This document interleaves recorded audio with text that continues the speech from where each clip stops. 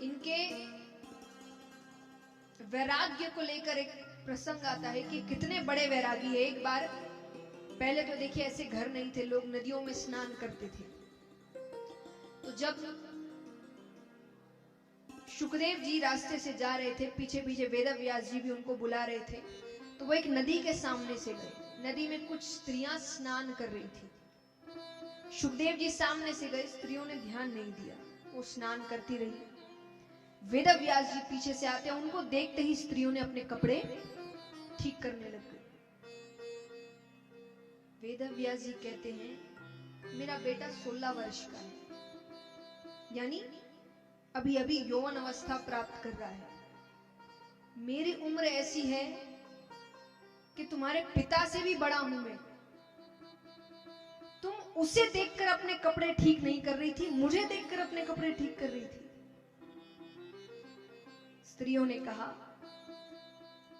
कौन यौवन अवस्था प्राप्त कर रहा है, किसकी उम्र क्या है, कौन स्त्री है, कौन पुरुष है, ये आपकी और हमारी नजरों में। इसलिए हमने आपको देखकर कपड़े ठीक किए। आपसे पहले जो गया उसकी नजरों में ये सब है ही नहीं, उसकी समान नजर है। वो हर किसी को एक ही नजर से देखता है। उसके लिए कोई स्त्री पुरुष यौवन बूढ़ा कुछ नहीं है, वो सबको एक दृष्टि से देखता है। वो इतने बड़े वैरागी थे, यानी उनकी नजर में इतनी सी भी असमानता नहीं थी कि कौन स्त्री है, कौन पुरुष है, किसकी उम्र क्या है, वो सबको एक ही नजर से देखते थे। तो इसीलिए उन्होंने कहा कि ये जो असमानता की नजर है ये हम और आप में है, उनमें नहीं है। ये इतने बड़े वैरागी थे। तो राजा परीक्षित कहे इतना बड़ा वैरागी राजा अम्बरीश की कथा सुना रहा है, जो राजा है, ऐश्वर्य का जीवन जी रहा है। तब सुखदेव जी ने कहा मैंने तुमको ये कथा इसीलिए सुनाई क्योंकि मैं तुमको एक अंतर बताना चाहता हूं। मेरी नजर में राजा अम्बरीश मुझसे भी बड़े हैं। क्यों बड़े हैं? एक बात बताइए, यहाँ पे कोई भी एक मिठाई यहाँ की जो बहुत फेमस हो, जो सब खाते हो?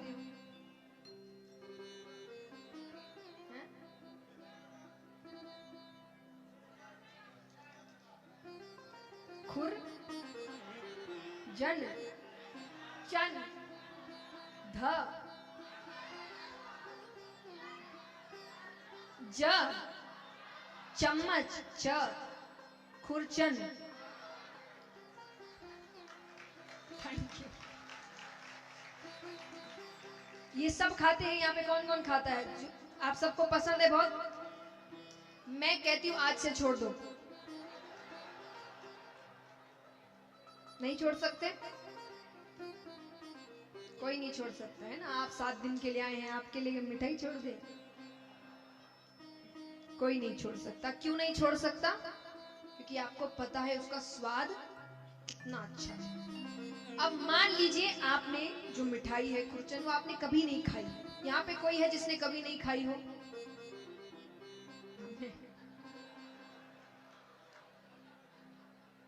नहीं, मुझे छोड़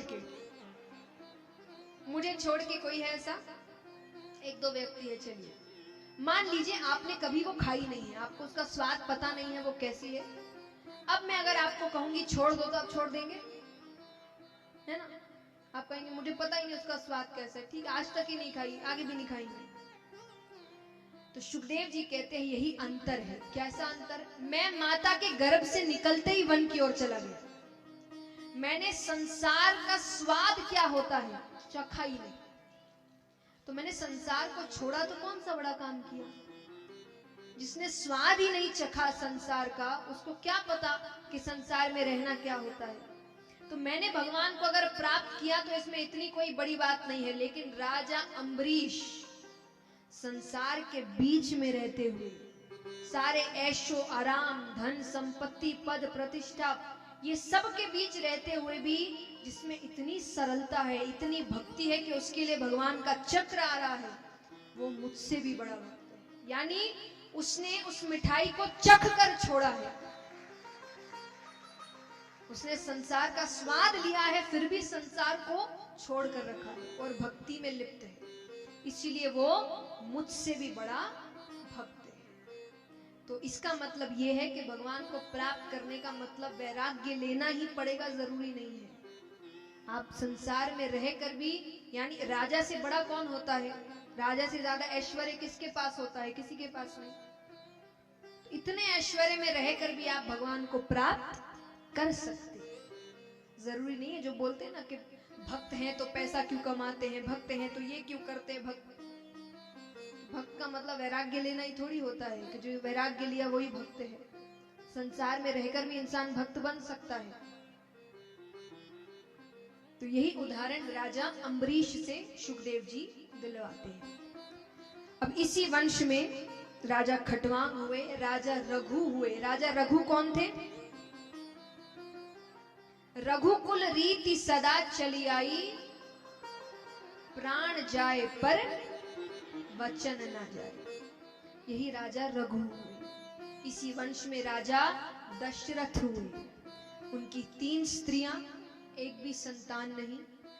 उन्होंने यज्ञ करवाया, यज्ञ में से खीर निकलता है। खीर तीनों रानियों को दिया गया। कैकेयी माता ने अपनी खीर खिड़की पर रख दी, थोड़ी देर बाद खा लूंगी। खिड़की पर से एक पक्षी उस खीर के पात्र को लेकर उड़ जाता है। यहाँ पर सुमित्रा माता, कौशल्या माता ने अपनी थोड़ी थोड़ी खीर लेकर कैकेयी माता को दे दी। अब वो पक्षी आकाश मार्ग से जा रहा है। नीचे अंजनी माता तपस्या कर रही थी।